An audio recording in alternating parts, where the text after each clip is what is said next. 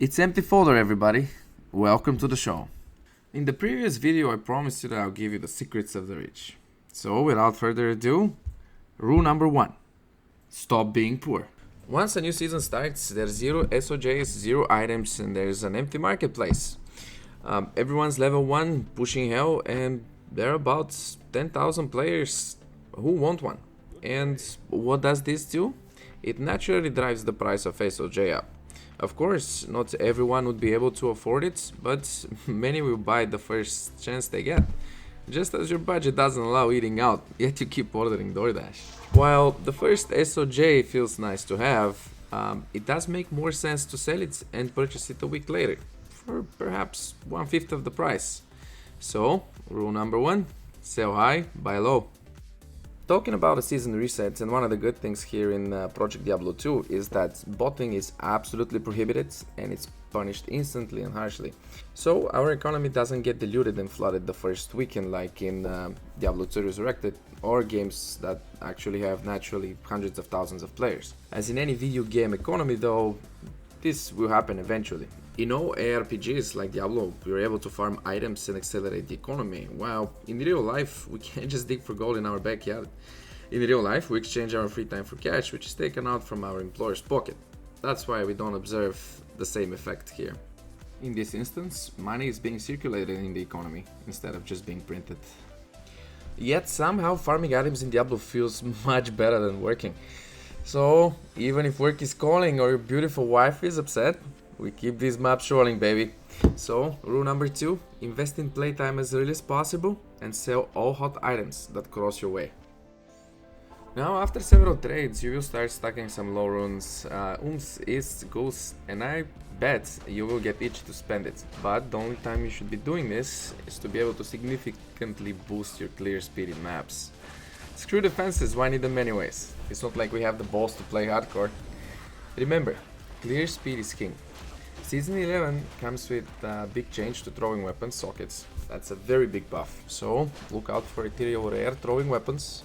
Also 5 or 6 skill orbs, wands and bows, because they're often overlooked, but in many cases very late game powerful. Here I'd like to mention that price of runes is generally stable throughout the season, but the general rule of thumb is that Go is gonna cost 0.25 high runes, Vex is gonna be half a high rune, and in some cases low rune is going to be 1 high rune and a bear is going to be 3. Rule number 3, be on the lookout for damage improvements, but save your currency unless you're flipping an item. The controversial part about trading is that sometimes, fortunate for you and unfortunate for somebody else, is that they will list a really powerful item for literally scraps, just because they do not know the value of this item yet. One day they will learn, but today you're faced with a dilemma. 1, you have the chance to use the player and tell them that they've mispriced their very expensive item and move on, or inquire to trade and purchase that item for the listed price. Keep in mind that when you're good at something you shouldn't do it for free, or some people say in other instances that someone's garbage is someone else's treasure. Having the experience and knowledge of what's good and what's viable and what is not actually is not a bad thing.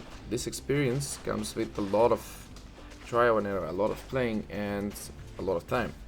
I've personally sold many items in the past before I learned that they were actually valuable, and I couldn't sleep all night, but this is life and we should shake it off and move on. Life treats us the same way. The only difference is that Diablo 2 doesn't come with a textbook. Rule number 4, buy low, sell high.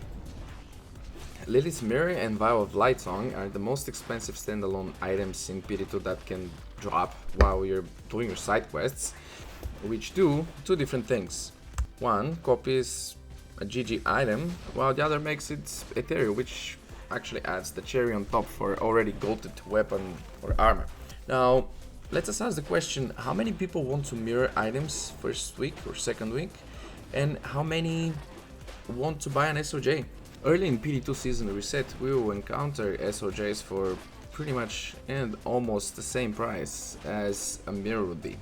And trust me, and I can tell you that 1 month into the season, these SOJs are not gonna be the same price as mirrors. Probably the price of mirrors would be 5 times more than it is SOJ at the time at season reset. Same thing goes with a Shaco, for example. Beginning of the season, a Shaco can go for easily for 1.5 HR, for example, a Lorun, while a Mirror early season can go for 6. So are you really gonna tell me that a Mirror is worth a few Shacos? No, it is not. Save your currency and invest in items that will grow in value. Rule number 5, understand supply and demand. Last and probably most important tip that I can give you is to check the latest top builds for the season. This community has a lot of very knowledgeable people and content creators that are doing some pretty amazing builds, so don't forget to check these out. Effectively, this means that all the items listed in these builds are going to be naturally high in demand, especially if these items are slammed with 1 house Q or max sockets. In these upcoming series, I'll be sharing my personal notifications that I've set up and I profit on, so subscribe so you don't miss out. Ciao! Lilith's Mirror and Vial of Lightsong, for example, are the most expensive standalone items in